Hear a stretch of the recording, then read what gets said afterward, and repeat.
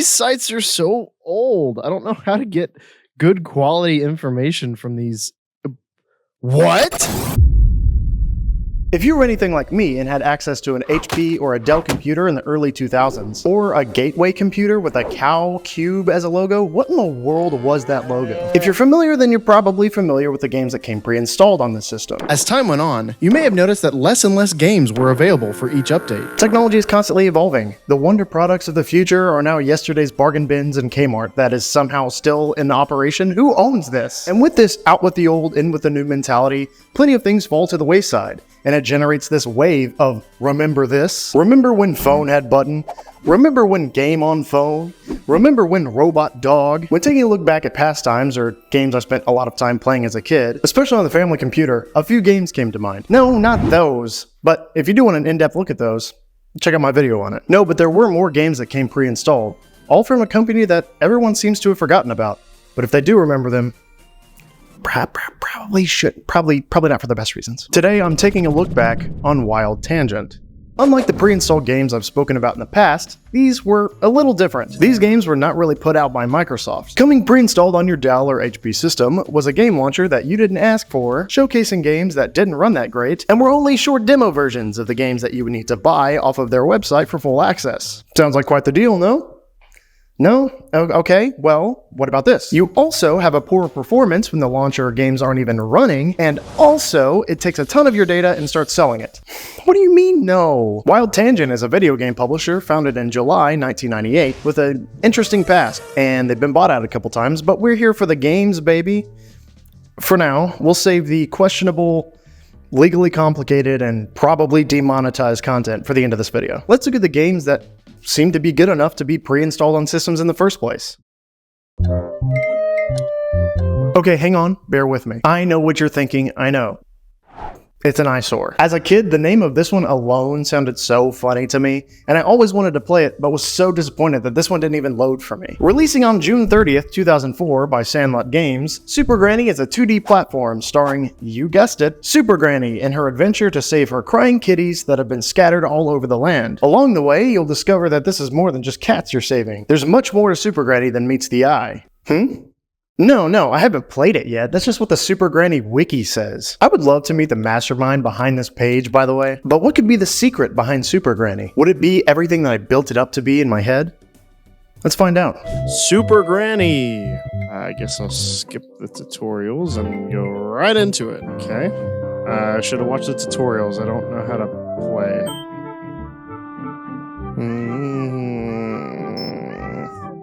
This is so boring. Bye, honey. Bye, honey. That game was terrible. Go away. Calm down, Woody. We're your friends. Shut up, Buzz. I'll kill you. So, Sandlot may have not had a great run with Super Granny. I'm obviously talking about quality, not quantity. Luckily, they get to take another shot with another title they released with Wild Tangent called Tradewinds is a sea merchant simulation game that debuted before the smash hit that Super Granny was, releasing in November 15th, 2003. And when I say sea merchant simulation game, I don't mean anything cool like Sea of Thieves or even Assassin's Creed 4. I mean, this is one of the demos that I played as a kid that I played pretty often, and I had no idea what I was doing. And I'm not entirely sure what that says about me. I'm gonna have to think about that one.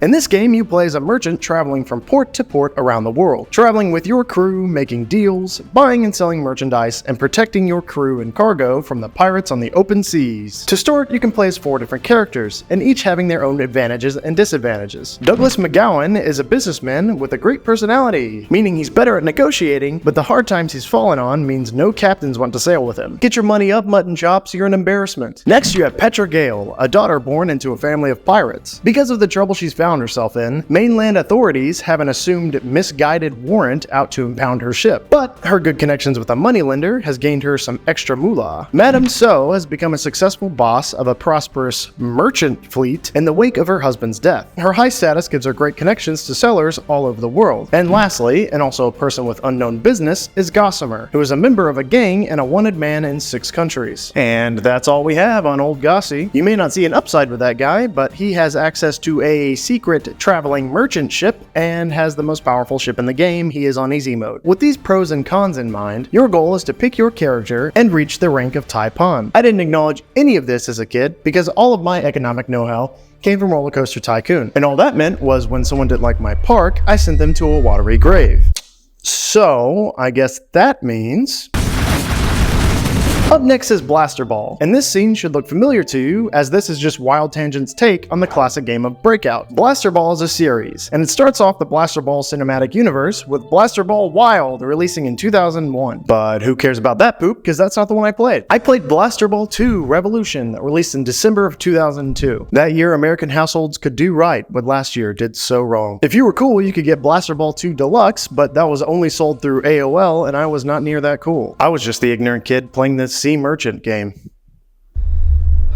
But you see, the sequel was better, because in this one, if you hit the ball with a paddle, the ball went up and hit the blocks. Yeah, there's not a whole lot different between the releases, besides showing off new modes and different power-ups. The ball comes down, and the goal is to clear out all the blocks at the top of the screen using a very limited amount of balls, one at a time, barring the power-ups, of course. I'm pretty sure there were only 5 levels available in the demo, but that didn't really bother me. Honestly though, it's not like that matters, because the gameplay would stay the same no matter how many bricks you throw at me. Crystal Maze is an action arcade game released 1 year later in 2003. I mean, I guess it's action. That's my definition, by the way, because I don't know how to classify this game. I was gonna say puzzle, but it's essentially just 3D Pac-Man. I guess Pac-Man is action. I mean... But I loved it. The one level I could play, that is. Alongside that, released the same year, was another isometric 3D Pac-Man-like game called Overball. If you had to guess what the plotline or gameplay of this game was, I can guarantee you would never guess. You play as a sphere, rolling around different environments, with the main objective to collect stars that are awarded by rolling over squares on the map to plant flowers on those spaces. So why aren't these available on the website anymore? When you think of extreme sports or even just common party games, there's one thing that you think of. Don't worry, I'll give you some time to think about it. Polar bears. It's polar bears. Wild Tangent has a series of games, the Polar series, if you will, starring a cool polar bear. Look at those glasses. And he takes on a multitude of sports and games, spending most of his time in an inner tube. Why? Can you, get up? Where did you get that inflatable? Who's blowing it up? I know it's not the penguins. The first sport, is it a sport? Kicking off this great series is bowling. Polar Bowler was released in August 3rd of 2004 and would later get 4 different ports, with the Nintendo DS in March of 2009 and on mobile in April of 2014. That actually came out on April Fool's Day, which had to be torment on the Polar Bowler fanbase. In this game, as previously mentioned, you play as a polar bear or other unlockable characters, riding in an inner tube or other various modes of transportation down an alley into pins. You can choose your starting trajectory and use your mouse to guide him down the ice to snag power-ups as they appear and then knock over the pins. And get this, if you can believe it, Polar Bowler is the most popular bowling game on their website. Isn't that something? Just need to pick up a spare, man. What? 1 month later, in September 1st of 2004, this bear took his talents and his sunglasses out to the greens. Polar Golfer is exactly what it sounds like. It's a golf game with animals. What more could you want? This was the game that I always wanted, and I think it had the shortest demo out of all of them. This single game put a flame in me that burned and would continue to grow into a roaring fire during the immense popularity of the Wii and Wii Sports. Unfortunately for me, I would never own a Wii myself, but I would get a kick out of a good 18 at a friend's house from time to time. But for now, I can enjoy this game and see what it has to offer. Alright, and for par, bang!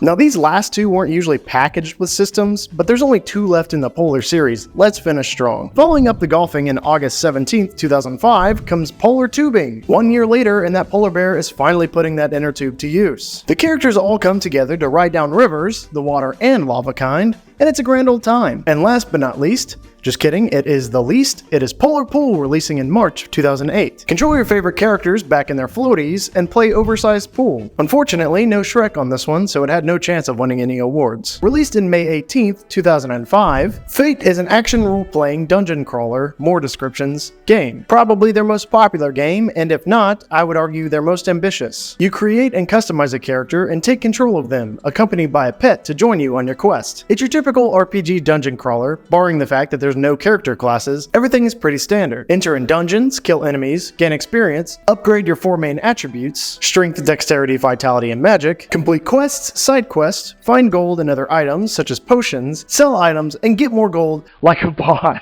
When you die, you're confronted by fate or death. You can choose between 3 options. Option 1, you are resurrected right where you are at the cost of some XP and fame points, which are basically your village clout. Option 2, you're resurrected into a nearby level of the dungeon, either up or down, at the price of 1/10 of your gold. Option 3, you're resurrected 3 levels up, with all gold being dropped on the spot, so the race is on. If you don't make it back in 20 minutes, kiss those doubloons goodbye. So that's the game. There's a little bit more to it, mechanics and on the item side, but that's the main bit of it. And I don't like it. Listen, it's not a bad game in the slightest. It has some good qualities. It just really shows its age in the controls and battling, and it's just basically a watered down version of a decent RPG, like a Diablo of the time. A function I do like about it, when you've completed the main quests at the beginning of the game, you can choose to retire and make a new character that's a descendant of your first character. If you choose to do that, different perks and skills you unlocked are passed down to that character alongside one of your items. I don't know, I just think that's kind of cute, that you can canonically have these generational items. Family heirlooms, if you will. Not to go on a wild tangent here, but this company did have a really sticky history. First of all, how is this company still going? Is the pre-installed game business that lucrative, or is it even still kicking? Honestly, I don't know. I don't know who the target audience would even be, but they're still here. They do have other services, but that's kind of their big thing. It looks like they've shifted more toward mobile games, which makes sense. I alluded earlier about how they've had a decent amount of criticism levied toward them. In fact, the largest section of their Wikipedia page is labeled criticism. Hilarious. Trouble started early for Wild Tangent. In 2004, they began receiving negative press for their program, as it was being touted as not-so-evil spyware. So what does that even mean? While it didn't seem like it was for nefarious reasons, the program did collect your name, address, phone number, email, and other contact information, and also sold it to third parties, all under the guise of your consent. But who reads the terms of service anyway? It also collected your machine's information, such as what CPU you were using, your GPU configuration, and other specs. It was also self-updating without permission, so that meant you couldn't do any form of a vetting process to whatever new updates came along with the self-downloading patches. Luckily, Wild Tangent did respond well to this, and they stopped distributing the WebDriver that caused all these issues. However, that didn't change the fact that the program itself made your computer run like it was running on wishful thinking. And wishful thinking is what you would need to have if you were going to try to remove this program. To help users out, multiple blogspots and articles were written telling users how to remove the tumor that was the Wild Tangent folder. This was not the end of Wild Tangent's troubles, as in 2011, they were taken to the Big House. The Big House being the Court of Appeals for the Federal Circuit, of course. Ultramercial LLC filed the suit against Wild Tangent, Hulu, and YouTube, claiming the companies violated their patented business model, which was essentially the patent of being able to run unskippable ads in the middle of videos or a form of media presentation. Wild Tangent said, "Nuh-uh." The Federal Circuit said, "Uh-huh," and found the company liable. However, in 2012, the Supreme Court stepped in and was like, "Hey, you might want to take another look at that because there's a lot of those cases now." The appeals court said, "That's crazy." Yeah, no, I was right. However, in 2014, the Federal Circuit reversed the prior rulings and said, "Oopsie, this big case ruled in favor in something like y'all, so your case was right, hee. Let's go! They don't call you the Big W for nothing." Their logo's a big W. So that wraps up the criticism section for Wild Tangent, but that's not it, right? Well, no, if you'll remember what I said about the possibly demonetized content, it is now that time. In that Wikipedia page I keep referencing, there are 3 main sections. The first referring to the kinds of games tied to the company, the criticism, then there is a section labeled Genesis 3D. I wasn't necessarily planning on talking about this when writing this video, but if you went to that page, it would be kind of the elephant in the room. Genesis 3D is a 3D game engine mostly used to create FPS games. The engine was created by Eclipse Entertainment in 1997 and then sold in part to Wild Tangent in 1999, who then acquired it in full of January 2002. You may be asking why this is even of note. It seems like stuff you would just find at the top of the introductory section. Well, it was the games that were made using this engine that made this section worth talking about. Genesis 3D was an open source engine, meaning anyone that got their hands on it could make a game. You may assume that there are hundreds of games that are made thanks to this engine, right? I mean, Wild Tangent had enough interest in it to buy it in part and then in full, so there's some merit to that. But oddly enough, counting official releases only, there are 13 games that I found that were credited using the Genesis 3D engine, mostly FPSs. Now, I assume this is not an exhaustive list, but considering the quality of websites that I'm getting information from, we'll take what we can get. Most titles are pretty innocuous. A paintball game, a firefighter simulator, and an officially released Ubisoft title, Dragon Lair 3D on Xbox. A handful of titles were not innocuous, and they were quite innocuous. 3 out of the 13 are listed on Wild Tangent's Wikipedia page for being notable for having some serious criticism levied against them. Starting off with the notable 3 is Catechumen, an FPSS, a first-person sword shooter, I came up with that, I'm a genius, releasing on Windows in October of 2000. The only reason it has any level of notoriety is because of its theming. You play as a catechumen, which are the names for non-baptized converts of Catholicism, as far as I could understand. Your mentor and brethren have been captured by the demon-possessed Roman soldiers and have been locked away in the catacombs. You take it upon yourself to go into the catacombs with the help of some jacked angels and free the prisoners while also saving the Roman soldiers. And by saving, I do mean shooting them with your sword until they concede. You continue to go down levels until you face the final boss, the devil himself. Barring some demonic imagery and religious themes, this game was received pretty well, comparing the combat to that of Quake and other shooters at the time. It was said that it was done in the genre adequately, and if that isn't a glowing review, I don't know what is. You may have recognized this game if you've ever watched Brutal Moose on YouTube a few years back. I would highly recommend his video for a far more in-depth review of the game. Now, is Catechumen that controversial of a game? No, not really. And it's certainly a lot better than most religious-themed games. It actually holds the record for the highest budget of a Christian-themed game, that being $850,000 of development. So for what it was pretty successful, and it didn't ruffle too many feathers. But really what that game does is show the dichotomy of the kinds of games that were made on this engine. Special Force is another FPS with real guns this time. The game was published by the Hezbollah, which is a political militant group in Lebanon. In the game, you play as a resistance fighter for the Lebanese forces, fighting against Israeli troops across different missions that closely relate to or directly try and emulate real-life military operations. The game also received a sequel, with more of the same kind of content, and with both games featuring propaganda videos and images of leaders of respective regions, whether that be portraying positively or as a literal target in the practice of the game. Now, I am no expert on Middle East relations, nor will I pretend to be, but from what I read and understood, this was published during an active occupation of Lebanon from Israel. Given the real-world implications of the game, it's pretty easy to see why it was controversial. Okay, so religion and then political strife, what could be next? Okay, so for this final one, I've got to be pretty careful with my words, so forgive my vagueness here. This final game released the very same year that Wild Tangent bought the engine, that being in 2002, and it has received accolades such as being labeled, and I quote, the most racist game of all time. And it's quite the tagline. The name of the game is... And I don't know if I even said that because I'm not sure how YouTube's gonna take that. In this game, you play as a neo-Nazi that has one goal of killing everyone you see. And everyone you see just so happen to be incredibly stereotypical depictions of Jews who shout oy vey when shot, Hispanics donning sombreros and ponchos, and African Americans who make monkey noises when shot, and I wish I was making any of this up. During the game, the soundtrack is music that was released under the publisher of the game, Resistance Records, which is a neo-Nazi music publisher. Now, I don't know if you can tell, but this game is awful. And that's not even considering the subject matter. For a group of people who talk a whole lot about pride, they sure don't have any in their video game quality. I guess ignorance shows up in a lot more ways than one. The game was released on January 21st, 2002. And if that date doesn't sound significant to you, that just so happened to be Martin Luther King Jr. Day that year. It was also priced at $14.88. Listen, this game is horrible. In concept, execution, gameplay, it's horrible. It's almost laughable how hard they were trying to be edgy and hateful. Like, really? You're gonna look up when MLK Jr. Day is that year and release it then? You're really gonna price it like that? It's oddly meticulous how offensive it can be at every turn, and it's near comedic how sad it is. That is, until you realize how it's not an attempt to be edgy, it's very legitimate, and that makes it even more sad. Now, do I think Wild Tangent was to blame for these games? No.